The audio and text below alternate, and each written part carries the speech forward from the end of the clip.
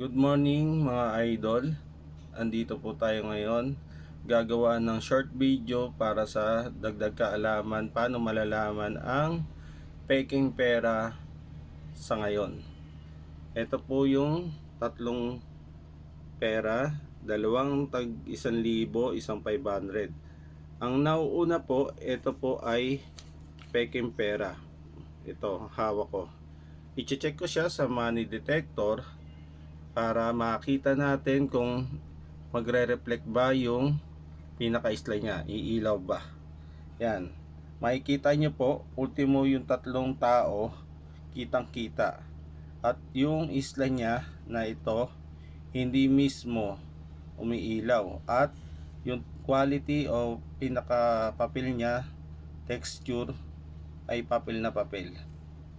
At papakita ko naman po ngayon yung totoong pera. Ito po yung totoong pera.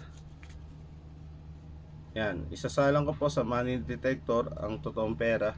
Makikita nyo po, umilaw agad yung isla at yung tatlong tao hindi masyadong kita.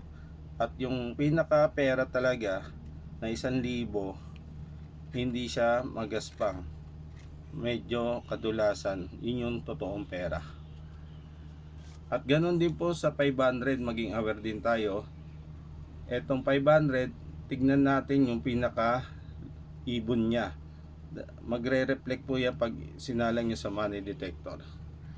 Yan, umilaw po. Pag inilabas ko siya, hindi siya mag-iilaw o mag-blink do sa pinaka money detector. Kaya pag sinalang, yan, makikita po natin ang difference na totoong pera siya.